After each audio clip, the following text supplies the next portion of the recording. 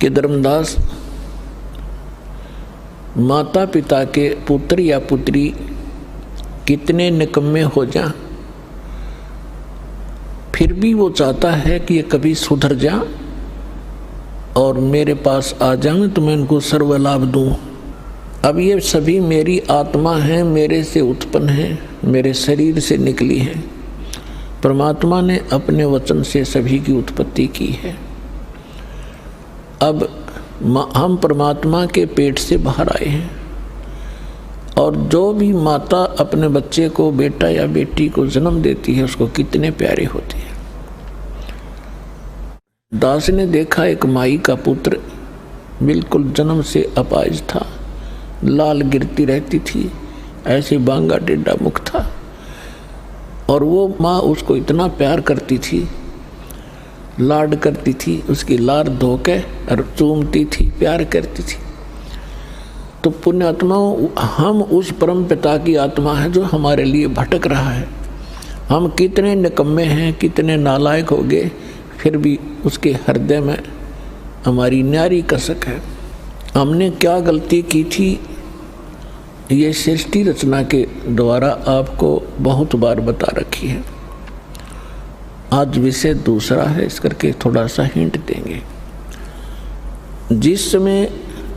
जिसमें परमात्मा ने सतलोक, अलखलोक और ऊपर के अगम और अनामी लोक सभी उत्पन्न कर दिए अपने वचन से, अजर अमर। और परमात्मा ने सबसे पहले 16 पुत्रों की उत्पत्ति की, उससे पहले 16 द्वीप उत्पन्न किए, उनमें सबको रहने को कहा। उनमें से एक पुत्र अचिंत था, उससे कहा कि आप सृष्टि रचना करो। शेष उसको अपनी सामर्थ्य का आभास कराना था कि तुम कितने सक्षम हो और क्या कर सकता है प्राणी परमात्मा के अतिरिक्त। तो उसने अपने वचन से अक्षर पुरुष की उत्पत्ति की।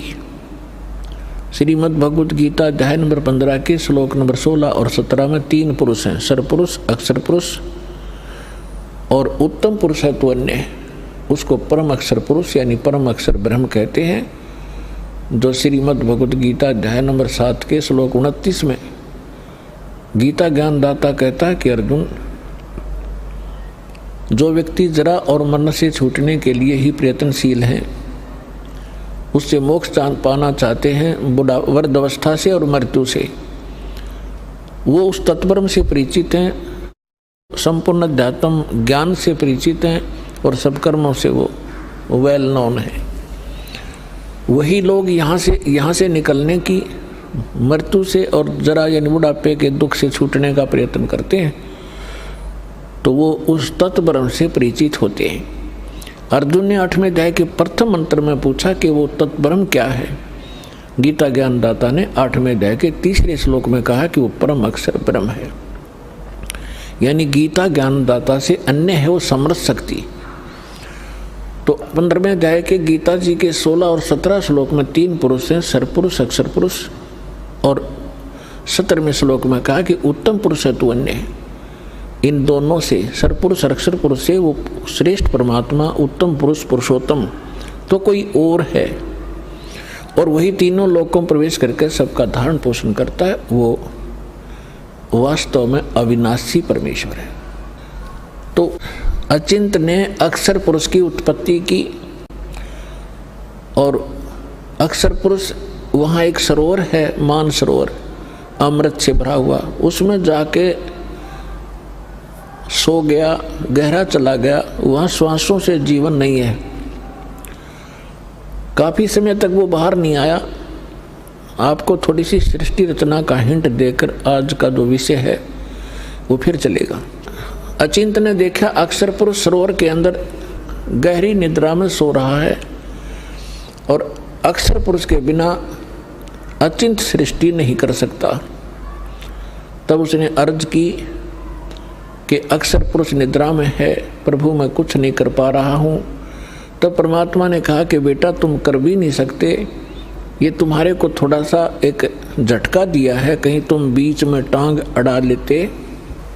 परमात्मा ने ये सिद्ध कर दिया कि समर्थ का काम समर्थ ही कर सकता है, और दूसरा कोशिश करेगा तो वो मार ही खाएगा।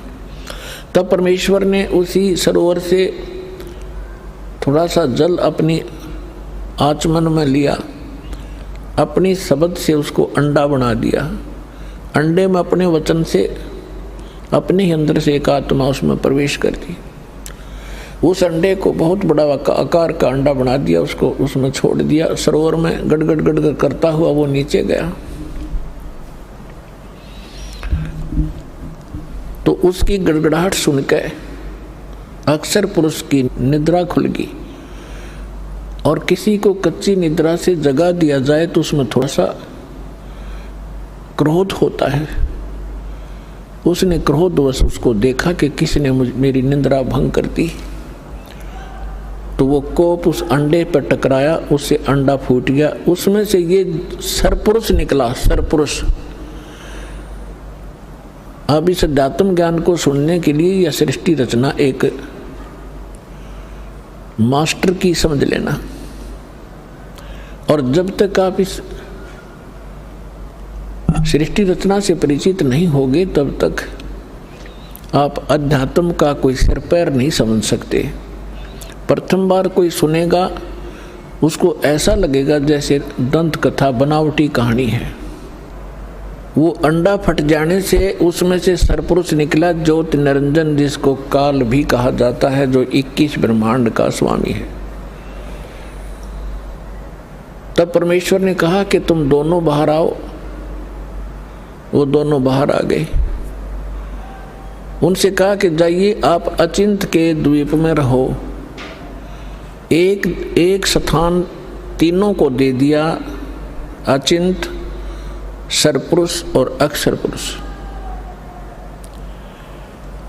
उसके पश्चात परमेश्वर ने स्वयं शेष रचनाएं की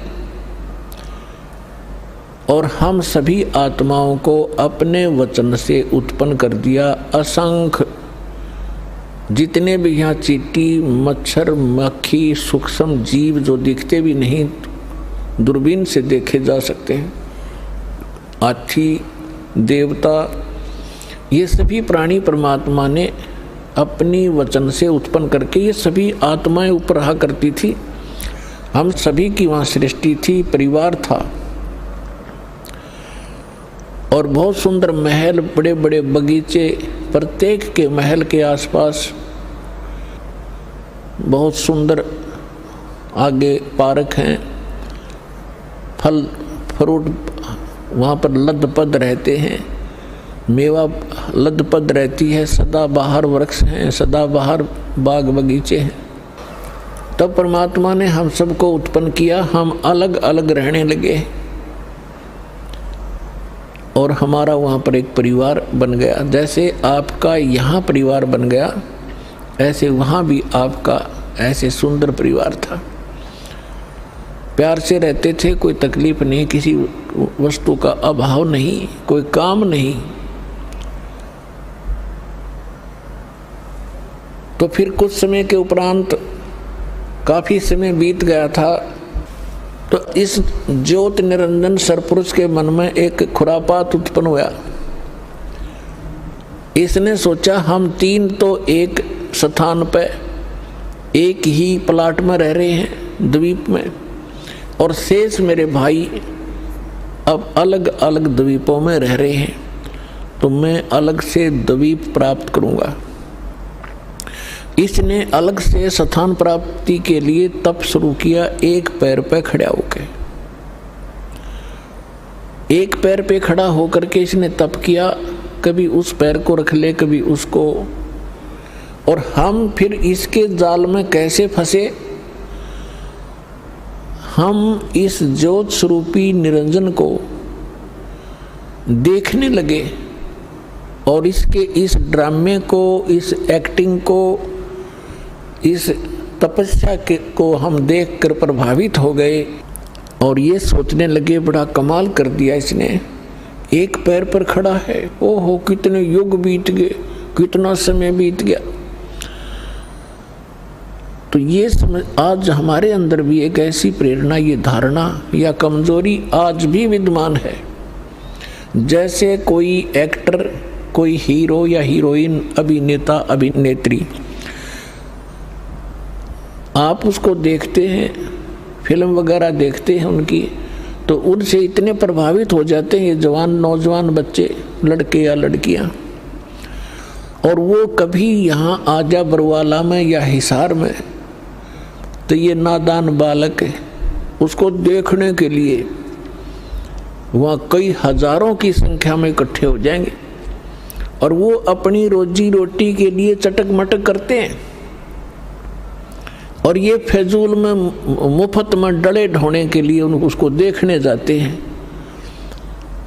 उन पर इतने आसक्त हो जाते हैं और उनको अपना फेवरेट हीरो और हीरोइन बोलते हैं।